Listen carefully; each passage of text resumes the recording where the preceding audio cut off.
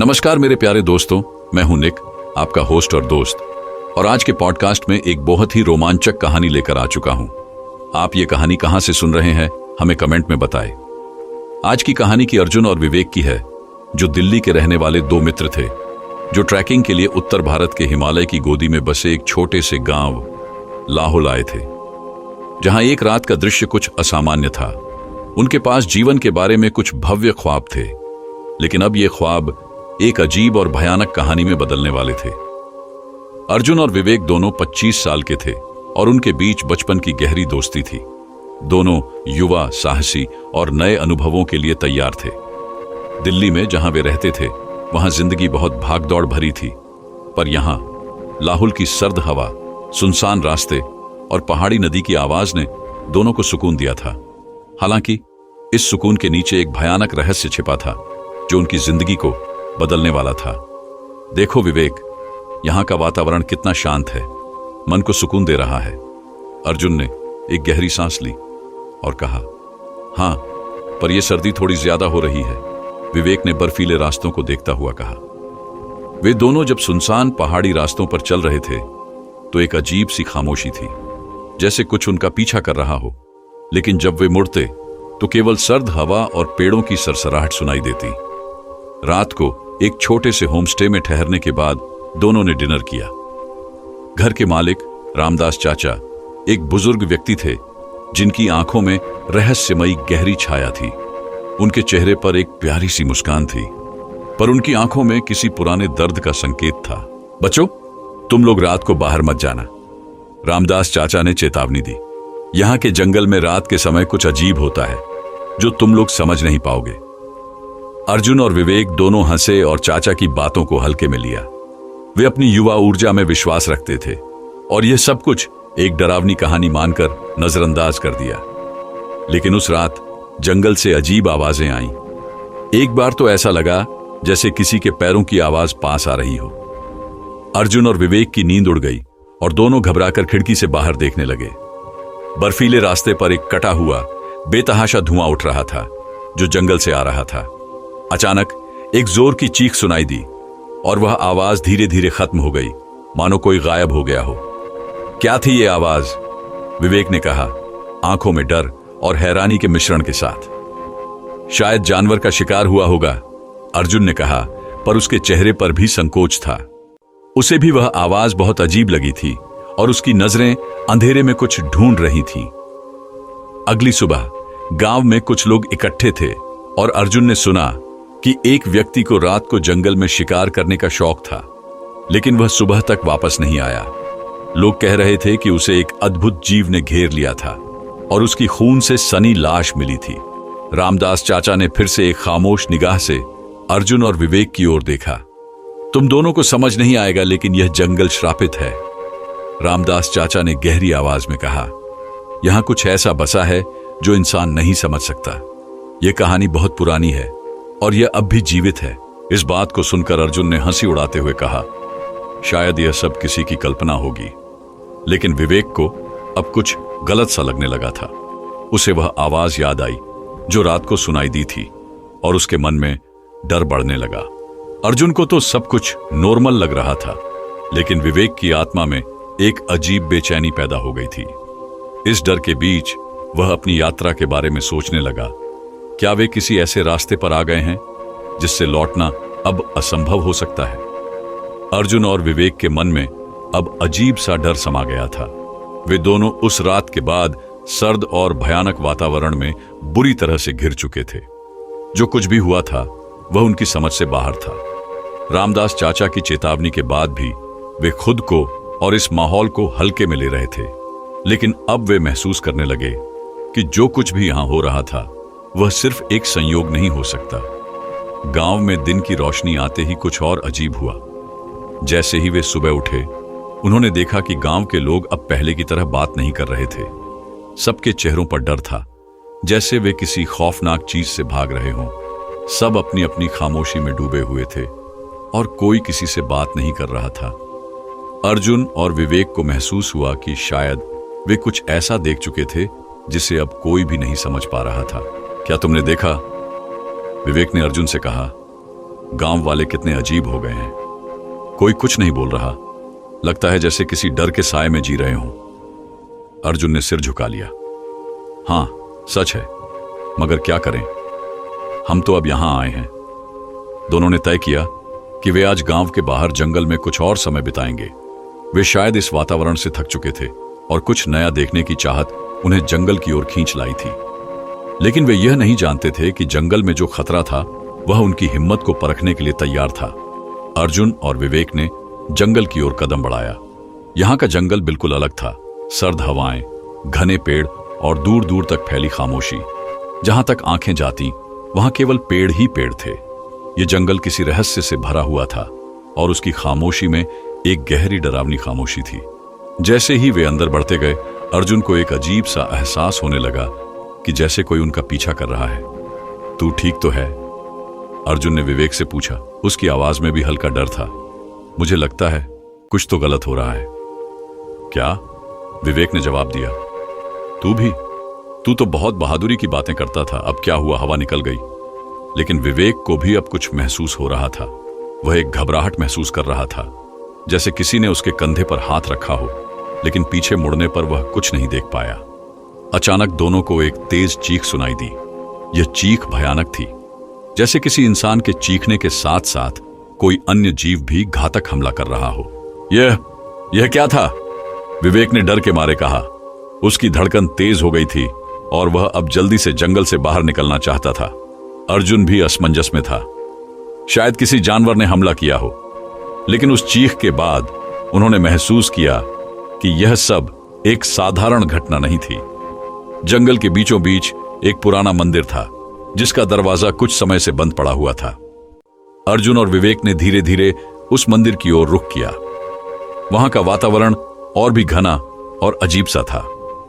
मंदिर के सामने कुछ अजीब प्रतीक अंकित थे, जो किसी प्राचीन काल से संबंधित प्रतीत हो रहे थे। इन प्रतीकों के बारे में वे कुछ नहीं जानते थे, लेकिन एक गहरी घबराहट उन्हें घेरने लगी थी। तभी विवेक ने मंदिर के अंदर देखा और उसकी आंखें फैल गईं। वहां मंदिर के भीतर एक शिला रखी थी। वह शिला बेहद पुरानी थी और उस पर कुछ गहरे और रहस्यमयी निशान थे। विवेक ने शिला की ओर बढ़ते हुए कहा, "ये देख अर्जुन, ये निशान क्या हो सकते हैं?" "मुझे नहीं पता," अर्जुन ने कहा, "लेकिन ये सही नहीं लगता। ये जगह बहुत ही अजीब है।" जैसे ही विवेक ने शिला को छुआ, अचानक एक जोरदार आवाज आई और शिला से एक ठंडी लहर पूरे शरीर में दौड़ गई। विवेक को ऐसा महसूस हुआ जैसे किसी ने उसे पीछे से पकड़ लिया हो। वह घबराया हुआ पीछे हट गया और चिल्लाया, "क्या ये सच में हो रहा है?" अर्जुन भी डर के मारे कांपने लगा। वह जानता था कि अब वे एक ऐसी दुनिया में कदम रख चुके थे जहां से वापस लौट पाना शायद मुश्किल था। "हमें यहां से निकलना चाहिए," अर्जुन ने कहा, और वे दोनों तेज कदमों से मंदिर से बाहर निकलने लगे। लेकिन जैसे ही वे बाहर निकले, उन्हें जंगल में हलचल सी महसूस हुई। अचानक एक भयंकर चीख फिर से सुनाई दी और इस बार आवाज और भी पास से आ रही थी। विवेक ने डरते हुए कहा, ये क्या है? हमें यहां से भागना होगा। दोनों तेजी से दौड़े, लेकिन अचानक एक दैत्याकार आकृति उनके सामने आ खड़ी हुई। यह आकृति एक भयंकर भेड़िए जैसी थी, लेकिन उसकी आंखें मानो आग से जल रही थीं।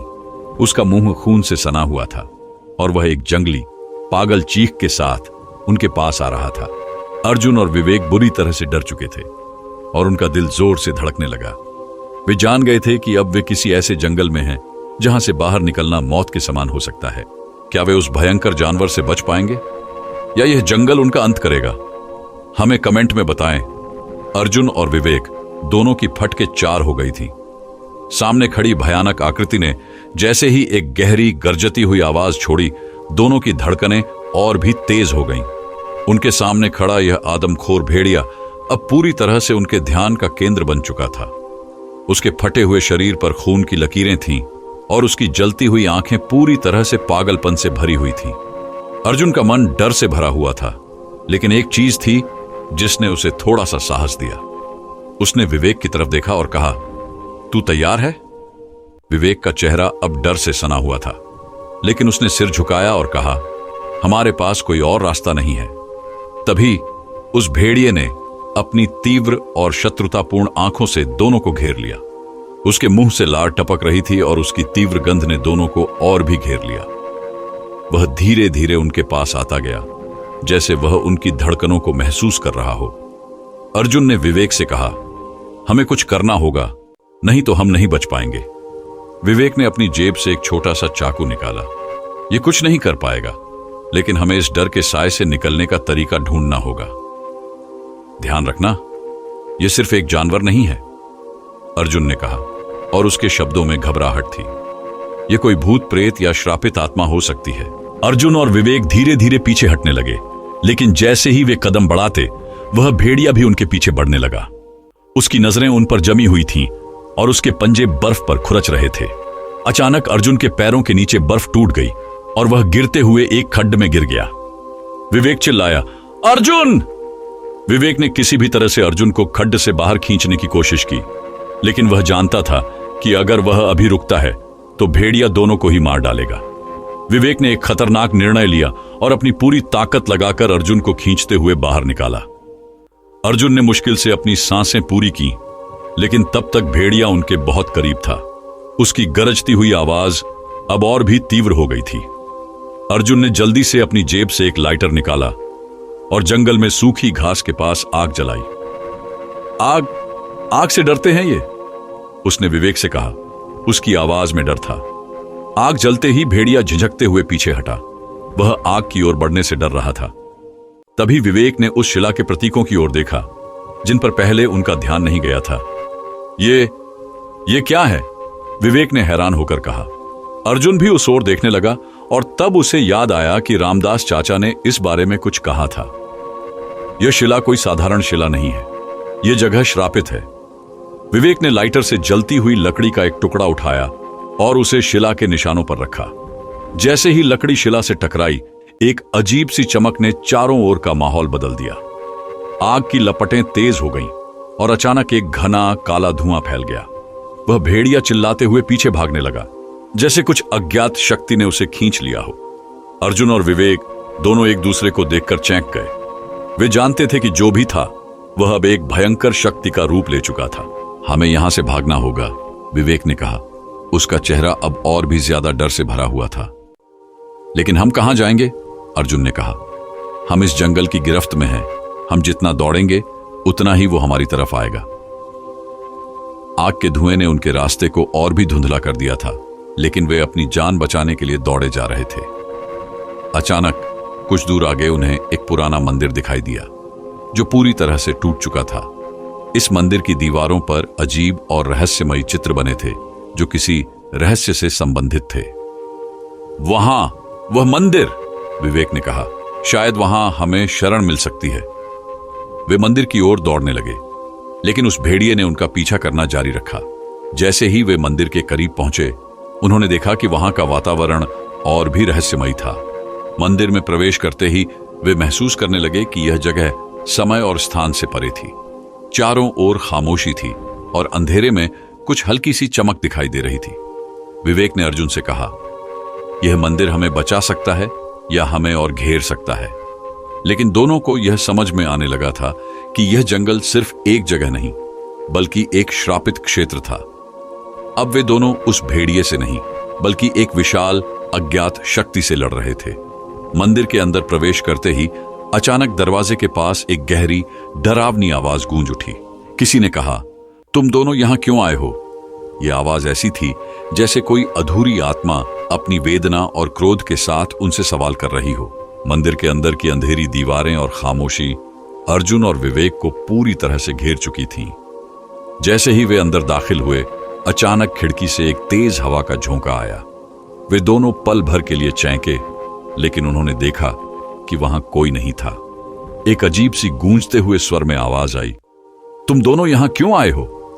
यह आवाज इतनी गहरी और भयानक थी कि दोनों के रोंगटे खड़े हो गए।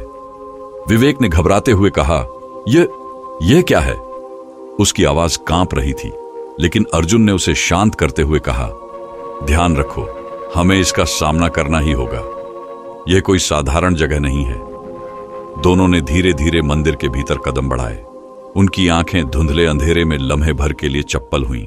अचानक एक हल्की सी चमक नजर आई, जैसे कुछ चमकदार प्रतीक मंदिर की दीवारों पर उभरे हों। ये प्रतीक किसी पुरानी संस्कृति से संबंधित प्रतीत हो रहे थे, जिन्हें वे दोनों पहले कभी नहीं देख पाए थे। ये सब क्या है? विवेक ने पूछा। उसकी आवाज में घबराहट थी। अर्जुन ने उन प्रतीकों को ध्यान से देखा। यह शायद किसी प्राचीन साधना से जुड़ा हुआ हो। हमें इसके बारे में कुछ और जानने की जरूरत है। दोनों ने कमरे के बीचों बीच खड़ी एक विशाल शिला की ओर रुख किया। शिला के पास कुछ उकेरे हुए शब्द थे जो किसी प्राचीन भाषा में लिखे गए थे। अर्जुन ने करीब जाकर देखा और कहा, यह कोई सामान्य लेखन नहीं है। यह शायद उस राक्षसी शक्ति को पहचानने का तरीका हो जो इस जंगल में बसी हुई है। इसी दौरान विवेक ने एक पुरानी किताब को देखा जो शिला के पास पड़ी हुई थी। वह किताब बहुत पुरानी थी, जैसे वह कई शताब्दियों से यहां रखी हुई हो। विवेक ने किताब खोली और अंदर की पीली पन्नियां देखी। जैसे ही उसने पहले पन्ने पर नजर डाली, उसकी आंखें फैल गईं। वह किताब एक प्राचीन श्रापित दैवीय शक्ति के बारे में थी, जिसे वर्धनाश कहा जाता था। यह क्या है? विवेक ने किताब में से एक पन्ना उलटते हुए कहा, यह कोई कहानी नहीं, एक चेतावनी है। यह हमें बताती है कि जो हम अब तक देख रहे हैं वह इस गांव और जंगल में बसी हुई एक आदिम शक्ति का हिस्सा है। अर्जुन ने गहरी सांस ली। यह शक्ति हमसे कहीं ज्यादा पुरानी है। अगर यह जाग गई तो इसका सामना करना मुश्किल होगा। तभी मंदिर में एक तेज आवाज आई, जैसे कोई भारी चीज गिर रही हो। अचानक दीवारों पर हलचल शुरू हो गई। अंधेरे में अजीब सी रोशनी चमकी और मंदिर की छत से कुछ काले धुएं के घने बादल निकलने लगे। क्या यह शक्ति अब जाग चुकी है? विवेक ने घबराकर पूछा। अर्जुन ने कहा, हमें जो कुछ भी करना है वह अब जल्दी करना होगा। यह शक्ति यहां बसी हुई है और अगर हम इसे नहीं रोकते तो हम दोनों इस जंगल से कभी बाहर नहीं निकल पाएंगे। विवेक ने किताब को फेंकते हुए कहा, हमारी सारी उम्मीदें इस जगह पर खत्म हो सकती हैं। अगर यह शक्ति हमें पकड़ लेती है तो हम अब कुछ नहीं कर पाएंगे। तभी उस काले धुएं में एक विशाल आकृति उभरी जो एक काले भेड़िए की शक्ल में थी। यह आकृति बहुत बड़ी थी और उसके शरीर पर घने बाल थे। उसकी आंखें आग की तरह जल रही थीं और मुंह से लार टपक रही थी। यह वही भेड़िया था जिसे वे पहले देख चुके थे, लेकिन अब वह कहीं अधिक डरावना और शक्तिशाली प्रतीत हो रहा था। तुमने मेरी नींद को तोड़ा है, उस आकृति ने गुस्से से कहा और उसकी आवाज गहरी, कर्कश थी। अब तुम दोनों को अपनी मौत का स्वाद चखना होगा। अर्जुन और विवेक दोनों की आंखें फैल गईं। वह भेड़िया अब कोई साधारण प्राणी नहीं था। वह एक दैवीय राक्षस बन चुका था जो इस जंगल और मंदिर के प्राचीन श्राप का हिस्सा था। उसकी गहरी, खौफनाक आंखों में उन्होंने मौत का डर देखा। अर्जुन ने विवेक से कहा, हम भाग नहीं सकते, हमें इसका मुकाबला करना होगा। विवेक ने चाकू को हाथ में कसते हुए कहा, यह तो कुछ नहीं कर पाएगा, लेकिन हमें लड़ना तो पड़ेगा। अर्जुन और विवेक दोनों ने एक साथ आक्रमण करने का निर्णय लिया। जैसे ही वे उस विशाल राक्षसी भेड़िए की ओर बढ़े, एक भयंकर शोर हुआ। उन्होंने चाकू और लकड़ी के टुकड़े उठाए और भेड़िए पर हमला किया। लेकिन जैसे ही उन्होंने उस भेड़िए को छुआ, एक भयंकर आग का गोला उनके चारों ओर फट पड़ा और वह दोनों जमीन पर गिर पड़े। अर्जुन और विवेक दोनों के शरीर से दर्द की लहरें दौड़ने लगी। दोनों की आंखों के सामने अंधेरा छाने लगा। वे महसूस कर रहे थे कि यह सिर्फ एक जानवर नहीं, बल्कि एक प्राचीन श्रापित आत्मा थी जो उन्हें अपनी चपेट में लेने के लिए तैयार थी। लेकिन तभी विवेक को एक विचार आया। उसने अपना हाथ शिला की ओर बढ़ाया जहां पहले वह प्रतीक दिखाई दे रहे थे। यह प्रतीक, हमें इसे सक्रिय करना होगा, विवेक ने कहा। यह शायद हमें इस श्राप से मुक्ति दिला सकते हैं। अर्जुन ने पूरी ताकत लगाते हुए विवेक का साथ दिया और वे दोनों शिला के प्रतीकों के आसपास इकट्ठा हो गए। जैसे ही उन्होंने प्रतीकों पर अपनी उंगलियां रखीं, शिला से एक तेज रोशनी निकली और वह विशाल भेड़िया चीखते हुए रुक गया। उसकी आंखें अंधेरे में गायब हो गईं और उसकी आकृति धीरे धीरे धुंधली होने लगी। अब मंदिर में फिर से खामोशी छा गई। अर्जुन और विवेक सांस लेने लगे, लेकिन वे जानते थे कि वे अब उस भयंकर शक्ति से जूझने में कामयाब हो चुके थे। फिर भी एक सवाल उनके मन में था, क्या वे इस श्राप से पूरी तरह मुक्त हो चुके थे? अर्जुन और विवेक मंदिर के भीतर खड़े थे पूरी तरह से थके हुए और डर से कांपते हुए। उन्होंने जो भयानक प्राणी देखा था वह अब सिर्फ धुंधली छाया में बदल चुका था, और उसके बाद खामोशी का साम्राज्य पूरी जगह में फैल चुका था। लेकिन दोनों जानते थे कि वे अब भी पूरी तरह सुरक्षित नहीं थे। यह शांतिपूर्वक वातावरण भी किसी खतरनाक तूफान की पूर्व लक्षण हो सकता था। क्या हम सुरक्षित हैं? विवेक ने धीरे से पूछा। उसकी आवाज में अभी भी भय था। क्या यह सचमुच खत्म हो गया? अर्जुन ने उसकी ओर देखा और सिर झुकाया। मुझे नहीं लगता। जो कुछ भी हुआ है वह एक श्राप था, और श्राप अगर वह खत्म हो भी जाता है तो कभी पूरी तरह से खत्म नहीं होता। दोनों की आंखों के सामने एक अजीब सी हलचल महसूस हुई। वह भयानक प्राणी जो अब धुंधला हो चुका था, उसकी आंखों में एक दर्दनाक गहरी खामोशी थी। अंधेरे में अचानक मंदिर की दीवारों पर कुछ और रहस्यमयी प्रतीक उभरे, जैसे वे दोबारा जाग रहे थे। अर्जुन और विवेक समझ गए कि यह केवल एक शुरुआत थी। हम वापस लौटें, अर्जुन ने कहा। उसकी आवाज अब स्पष्ट और दृढ़ थी। यह जगह हमें छोड़ेगी नहीं। अगर हमें यहां से बचना है तो हमें अब और कुछ कदम आगे बढ़ाने होंगे। वे जल्दी से मंदिर से बाहर निकलने लगे, लेकिन जैसे ही वे बाहर पहुंचे कुछ अजीब घटित हुआ। मंदिर के भीतर से एक तेज हवा का झोंका बाहर की ओर बढ़ने लगा। अचानक पूरा जंगल फिर से जाग गया। पेड़ तेजी से झूमने लगे और अजीब सी आवाजें गूंजने लगीं, जैसे किसी भूतिया आंधी ने पूरा जंगल अपनी गिरफ्त में ले लिया हो। अर्जुन और विवेक को ऐसा महसूस हुआ कि अब वे इस जंगल के बीचों बीच फंस चुके हैं और बाहर निकलने का कोई रास्ता नहीं है। क्या हम अभी भी बाहर नहीं निकल सकते? विवेक ने घबराकर पूछा। यह जंगल हमें यहां से जाने नहीं देगा। अर्जुन ने धीरे से उत्तर दिया। नहीं, हमें इस जंगल को समझना होगा। यह कोई सामान्य जंगल नहीं है, यह श्रापित है, और इसके भीतर बहुत सारी गहरी रहस्यमयी ताकतें बसी हुई हैं। दोनों ने एक बार फिर से गांव की ओर रुख किया, लेकिन यह रास्ता भी अब पहले जैसा नहीं था। जैसे ही वे गांव के पास पहुंचे, वहां के लोग कुछ अलग ही नजर आ रहे थे। वे एक अजीब सी खामोशी में डूबे हुए थे, और उनके चेहरों पर कोई भी डर या तनाव नहीं था। उनका आचरण बिल्कुल बदल चुका था, जैसे वे किसी दूसरी दुनिया का हिस्सा बन चुके हों। क्या तुम देख रहे हो? विवेक ने अर्जुन से कहा। गांव के लोग वे सामान्य नहीं लग रहे। अर्जुन ने सिर झुका लिया। हमें इसे समझना होगा। यह कहीं ना कहीं उसी शक्ति से जुड़ा हुआ है जो इस जंगल में है। अचानक गांव के बीचों बीच एक और अदृश्य शक्ति का आभास हुआ। एक जोशीली आवाज गूंज उठी। तुम दोनों क्यों लौटे हो? यह आवाज फिर वही गहरी और शक्तिशाली आवाज थी जो उन्होंने पहले मंदिर में सुनी थी, लेकिन अब यह आवाज पूरी तरह से बदल चुकी थी, और यह आवाज गांव के अंदर से आ रही थी। विवेक ने चैंक कर कहा, यह वही आवाज है। वह शक्ति हमारे साथ है, लेकिन वह अब किसी और रूप में सामने आ रही है। अर्जुन ने गहरी सांस ली और अपनी बात को पक्का करते हुए कहा, हमें इसका अंत करना होगा, नहीं तो यह शक्ति हमें पूरी तरह से निगल जाएगी। दोनों ने एक दूसरे को देखा और फिर एक बार वह अपने अंतिम संघर्ष के लिए तैयार हो गए। वे गांव के बीचों बीच उस जगह पहुंचे जहां वे पहले मिले थे, वही शिला और वही मंदिर के प्रतीक। अर्जुन ने विवेक से कहा, यह वही जगह है। इस बार हमें इसे पूरी तरह से नष्ट करना होगा।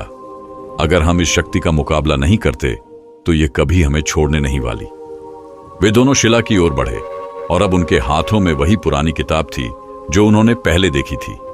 किताब में मौजूद श्राप को खत्म करने का एक तरीका था, लेकिन वह तरीका इतना आसान नहीं था। यह एक शुद्ध बलिदान की मांग कर रहा था, और वे दोनों जानते थे कि इस बलिदान के बिना यह काले भेड़िए की शक्ति कभी समाप्त नहीं हो सकती थी। हम क्या करेंगे? विवेक ने कहा। उसका चेहरा अब पहले से ज्यादा गंभीर था। क्या हम यह बलिदान देंगे? अर्जुन ने थोड़ी देर के लिए कुछ नहीं कहा, लेकिन फिर उसकी आंखों में एक दृढ़ता थी। हमें यह करना ही होगा। अगर हमें इस जंगल से मुक्ति पानी है तो हमें इस श्राप से मुक्त होना होगा। वे दोनों मिलकर शिला के प्रतीकों पर अपने हाथ रखते हुए किताब में दिए गए निर्देशों का पालन करने लगे। अचानक शिला में एक हल्की सी झिलमिलाहट हुई, और फिर एक शक्तिशाली ध्वनि गूंज उठी।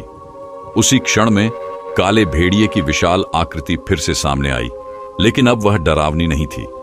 उसकी आंखें अब शांत और निर्बल हो गईं, और वह धीरे धीरे धुंधला होने लगा।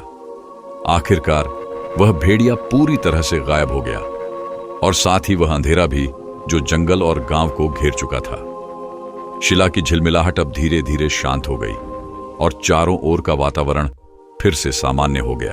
अर्जुन और विवेक ने राहत की सांस ली, लेकिन उनकी आंखों में एक सवाल था, क्या यह श्राप सचमुच खत्म हो गया था या वह कभी वापस लौटेगा? अर्जुन और विवेक मंदिर से बाहर आ चुके थे और चारों ओर का वातावरण अब शांति से भरा हुआ था। हवा का झोंका अब हल्का था, पेड़ धीरे धीरे झूम रहे थे और आसमान में हल्की सी रोशनी आ रही थी। वह काला धुआं जो जंगल और गांव को घेर चुका था अब बिल्कुल गायब हो चुका था, जैसे ये सब कुछ बस एक बुरा सपना हो और अब वह खौफनाक प्राणी और उसकी शक्ति पूरी तरह से समाप्त हो गई हो। लेकिन अर्जुन और विवेक का दिल अभी भी डरा हुआ था, क्योंकि उन्हें एहसास हो चुका था कि यह जो कुछ भी हुआ वह केवल एक छोटा सा युद्ध था। असल युद्ध तो अब शुरू होने वाला था। क्या हम सुरक्षित हैं? विवेक ने धीरे से कहा। उसकी आवाज में अभी भी हल्का डर था, जैसे उसे पूरी तरह से विश्वास न हो कि अब सब कुछ ठीक हो चुका है। अर्जुन ने सिर झुका लिया और गहरी सांस ली। मैं नहीं जानता, उसने कहा। यह जंगल और इसके लोग किसी श्राप से मुक्त नहीं हो सकते जो इतने समय से यहां बसा हो। विवेक ने अपनी आंखों में सवालिया नजर डाली, लेकिन उसने कुछ नहीं कहा। दोनों की चाल अब धीरे धीरे गांव की ओर बढ़ने लगी थी। गांव अब शांत था और उसकी गलियां सुनसान हो चुकी थीं। घरों की खिड़कियों से झांकते हुए लोग अब सामान्य से अधिक सधे हुए थे और उनका चेहरा कुछ अपरिचित सा लग रहा था। क्या तुम्हें ये लोग अजीब नहीं लगते? अर्जुन ने विवेक से पूछा। उसकी आवाज में चिंता थी। वे लोग जो हमसे बात नहीं करते थे अब बहुत शांत हैं। विवेक ने सिर झुका लिया और धीरे से कहा, यह सब कुछ ठीक नहीं है। कुछ तो है जो इन लोगों से जुड़ा हुआ है। अर्जुन ने गहरी निगाहों से उन लोगों को देखा और अचानक उसकी आंखों में एक विचार आया। तुम्हें याद है वह किताब जो हमें मिली थी? उसमें लिखा था कि जब श्राप का अंत होगा तो वही शक्ति उस गांव के लोगों में बस जाएगी। मतलब? विवेक ने हैरान होकर पूछा। मतलब यह कि भेड़िया केवल एक रूप था। असली शक्ति गांव के भीतर इन लोगों में बसी हुई है। अब हम सिर्फ भूतिया प्राणी से नहीं बल्कि इन लोगों से भी लड़ने वाले हैं। यह सोचकर ही दोनों के चेहरे पर भय फैल गया। वे जल्दी जल्दी गांव के बीचों बीच उस स्थान पर पहुंचे जहां शिला और प्राचीन प्रतीक थे। लेकिन जैसे ही वे वहां पहुंचे उन्हें महसूस हुआ कि कुछ गड़बड़ है। गांव का आकाश धीरे धीरे काले बादलों से ढकने लगा और एक रहस्यमयी धुआं फिर से फैलने लगा। अर्जुन और विवेक दोनों ने देखा कि गांव के लोग अब उनके आसपास खड़े थे। उनके चेहरे पर कोई भावना नहीं थी, जैसे वे किसी दूसरे स्थान से आकर यहां बस गए हों। उनके हाथों में जलती हुई मोमबत्तियां थीं और उनकी आंखों में एक अजीब सी चमक थी। वे धीरे धीरे आगे बढ़े और अर्जुन और विवेक के सामने खड़े हो गए। तुम दोनों अब यहां क्यों आए हो? एक आवाज आई जो अब पहले से कहीं अधिक गहरी और भयावह लग रही थी। यह वही आवाज थी जो वे पहले सुन चुके थे, लेकिन अब वह गांव के लोगों के मुंह से आ रही थी। अर्जुन ने घबराए हुए विवेक की ओर देखा और फिर गांव के लोगों से कहा, हमने जो किया वह तुम्हारे बचाव के लिए था। वह भेड़िया, वह शक्ति, सब कुछ खत्म हो चुका है। लेकिन गांव के लोग चुप रहे। उनकी आंखों में कोई भावना नहीं थी। तभी एक व्यक्ति ने धीरे से कहा, तुमने जो कुछ किया वह हमारी प्राचीन शक्ति को उजागर कर दिया।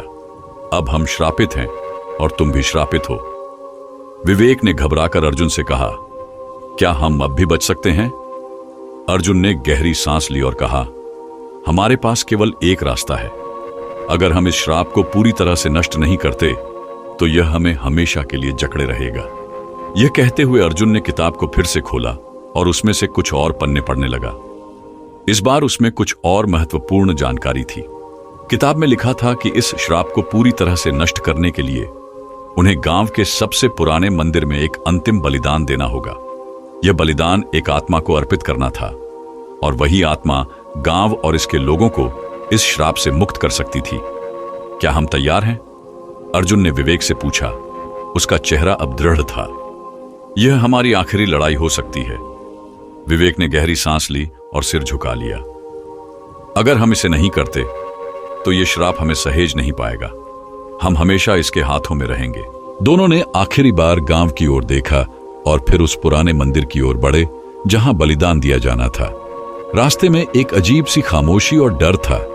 जंगल के पेड़ फिर से झूमने लगे थे और हर कदम के साथ उनका डर और बढ़ता जा रहा था। मंदिर के अंदर घुसते ही अर्जुन और विवेक ने देखा कि वहां कुछ और लोग खड़े थे। ये लोग गांव के सबसे पुराने बुजुर्ग थे और उनके चेहरे पर वही अदृश्य डर था जो उन्होंने पहले देखा था। तुम दोनों ने हमारे श्राप को समाप्त करने का प्रयास किया, एक बुजुर्ग व्यक्ति ने कहा, लेकिन क्या तुम जानते हो कि इसके बाद हमें क्या होगा? हमने जो किया वह तुम्हारी मुक्ति के लिए था, अर्जुन ने कहा। उसकी आवाज अब नरमी से भर गई थी। यह श्राप तुम्हारी असल शक्ति को भी कमजोर बना चुका है। हमें इसे खत्म करना होगा। अब वे सब एक साथ शिला के पास खड़े थे जहां प्रतीकों को सक्रिय किया गया था और फिर वही भयावह घड़ी आई। मंदिर के अंदर की हवा भारी और गहरी थी, जैसे कोई अनदेखी शक्ति उस वातावरण में समा गई हो। अर्जुन और विवेक दोनों मंदिर के अंधेरे कोने में खड़े थे और उनके सामने उस पुरानी शिला पर अजीब से प्रतीक चमक रहे थे। उस शिला के चारों ओर खड़े गांव के बुजुर्गों की आंखों में एक ऐसा रहस्य था जिसे दोनों समझ नहीं पा रहे थे। वे एक खौफनाक शांति में थे, जैसे वह जानते थे कि आज रात कुछ बहुत महत्वपूर्ण घटने वाला था। अर्जुन ने विवेक से धीरे से कहा, हमें अब इस बलिदान को स्वीकार करना होगा। यह शायद हमारे जीवन का सबसे कठिन निर्णय होगा। उसकी आवाज में किसी प्रकार का संकल्प था, लेकिन उसके भीतर की घबराहट छुपी हुई थी। विवेक ने सिर झुका लिया। क्या हम इसे छोड़ सकते हैं? वह सवाल पूछते हुए अवश्य ही डर गया था, क्योंकि अब तक जितना भी देखा था वह सब बहुत डरावना था। अगर हम इसे छोड़ते हैं तो क्या होगा? अगर हम इसे छोड़ते हैं तो हम हमेशा के लिए इसके प्रभाव में रहेंगे, अर्जुन ने कहा। उसकी आंखें गहरी हो गईं।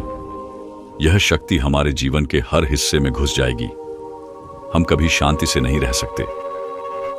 विवेक ने सिर उठाया और उसकी आंखों में कुछ हलचल थी। लेकिन अगर हम यह बलिदान देते हैं तो क्या यह सचमुच हमें मुक्त कर सकता है? उसकी आवाज में अनिश्चितता थी, लेकिन अब उसमें एक ताकत भी दिखाई दे रही थी। हमें इसे पूरा करना होगा, अर्जुन ने दृढ़ता से कहा। यह हमारे ऊपर है कि हम इसे सफल बनाएं। अगर हम नहीं करते तो यह श्राप हमें नष्ट कर देगा। अर्जुन और विवेक ने मंदिर के अंदर के अन्य बुजुर्गों की ओर देखा। वे चुपचाप खड़े थे और उनका खामोश व्यवहार और गहरा हो गया था। बुजुर्गों में से एक ने धीरे से कहा, हमने यह श्राप स्वीकार किया है। हम अब इस पाप के भागी हैं और तुम्हें इस बलिदान को पूरा करना होगा। अर्जुन और विवेक के सामने एक अत्यंत कठिन कार्य था। वे जान रहे थे कि जो कुछ भी होने वाला था वह जीवन और मृत्यु का मामला था। उन्हें श्राप से मुक्ति पाने के लिए कुछ और करना था, और वह था एक प्राचीन बलिदान। तुम दोनों को एक शिकार की तरह बलिदान करना होगा, बुजुर्ग ने कहा। तुम दोनों में से किसी एक को अपनी आत्मा अर्पित करनी होगी ताकि यह श्राप पूरी तरह समाप्त हो सके। उसकी आवाज में एक गहरी गंभीरता थी, जैसे वह किसी सच्चाई से अवगत हो। विवेक ने घबराकर अर्जुन की ओर देखा। क्या तुम तैयार हो? उसने घबराते हुए पूछा। अर्जुन ने गहरी सांस ली और उसकी आंखों में एक आत्मविश्वास था जो पहले कभी नहीं था। हमें यह करना ही होगा। अगर हम इसे न करते तो हम कभी इस अंधेरे से नहीं निकल पाएंगे। बुजुर्ग ने सिर झुका लिया और फिर शिला की ओर इशारा किया। तुम दोनों में से जो भी बलिदान देगा वह इस श्राप को पूरी तरह से समाप्त कर देगा। लेकिन जान लो, बलिदान के बाद उसकी आत्मा इस जंगल और गांव के साथ जुड़ जाएगी। विवेक और अर्जुन दोनों चुप थे। उनकी आंखों में हलचल थी और उन्हें यह समझ में आ रहा था कि अब कोई रास्ता नहीं था। एक को अपनी आत्मा इस श्राप के लिए अर्पित करनी थी ताकि दूसरा जीवित रह सके। यह निर्णय उनकी जिंदगी का सबसे कठिन निर्णय था। अर्जुन ने धीरे से कहा, मैं यह बलिदान दूंगा। उसकी आवाज अब बहुत शांत थी और वह पूरी तरह से निश्चिंत था। तुम जीवन में जियो विवेक, मुझे इसका सामना करने दो।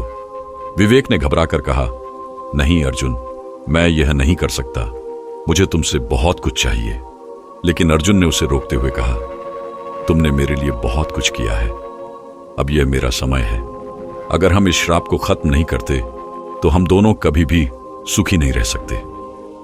विवेक की आंखों में आंसू थे और उसने अर्जुन का हाथ पकड़ लिया। तुम्हें यह नहीं करना चाहिए, अर्जुन ने उसे शांत करते हुए कहा। यह हमारी नियति है। अगर मैं यह नहीं करता तो यह गांव कभी मुक्त नहीं होगा। हम एक साथ यहां आए थे और अब यह मेरी बारी है। विवेक ने सिर झुका लिया और फिर धीरे से कहा, मैं तुम्हें कभी नहीं भूलूंगा अर्जुन। तुम्हारा बलिदान हमें हमेशा याद रहेगा। अर्जुन ने शिला की ओर कदम बढ़ाए और अपनी आंखें बंद कर ली। वह जानता था कि इस बलिदान के बाद उसकी आत्मा इस भूमि पर हमेशा के लिए बसी रहेगी। उसने गहरी सांस ली और शब्दों में किसी प्रकार की प्रार्थना की। तभी शिला के प्रतीकों ने एक बार फिर से चमकना शुरू किया और पूरे मंदिर में एक उज्जवल रोशनी भर गई। अर्जुन ने धीरे से अपनी आत्मा अर्पित की। जैसे ही उसने अपनी आंखें खोलीं, उसकी आत्मा शिला से जुड़ी और उसके साथ गांव और जंगल की श्रापित आत्माएं भी मुक्त हो गईं। भयानक शक्ति पूरी तरह समाप्त हो गई और हर जगह शांति फैल गई। विवेक ने आंखें खोलीं और देखा कि अर्जुन का शरीर अब पूरी तरह से पारदर्शी हो चुका था, जैसे वह हवा में विलीन हो गया हो। एक अदृश्य हलचल के बाद अर्जुन की आत्मा जंगल के ऊपर उड़ते हुए गायब हो गई और विवेक के दिल में एक भारी खामोशी बैठ गई। तुम हमेशा मेरे साथ रहोगे अर्जुन, विवेक ने कहा। उसकी आवाज गहरी और सच्ची थी। तुम्हारा बलिदान कभी नहीं भुलाया जाएगा। सभी गांव वाले अब श्राप से मुक्त हो चुके थे। वे एक नए जीवन की ओर बढ़ने लगे थे और जंगल अब शांत था। विवेक को एहसास हुआ कि उसने सबसे बड़े और कठिन रास्ते का चुनाव किया था। अर्जुन का बलिदान न केवल उसे बल्कि पूरे गांव को जीवन देने वाला था। लेकिन क्या वह श्राप पूरी तरह खत्म हो चुका था या यह केवल एक नया अध्याय था? यह सवाल अनुत्तरित रहा। लेकिन अब विवेक जानता था कि उसने वह रास्ता चुना जो सही था और अर्जुन का बलिदान हमेशा उसकी यादों में जिंदा रहेगा। दोस्तों, कैसी लगी आपको यह कहानी? अपने अनुभव हमें कमेंट में बताएं और ऐसी ही रहस्यमयी रोमांचक कहानी लगातार सुनने के लिए कहानी जंक्शन को सब्सक्राइब करना ना भूलें। मिलते हैं कल रात 8 बजे एक नई रोमांचक कहानी के साथ। तब तक के लिए अलविदा दोस्तों।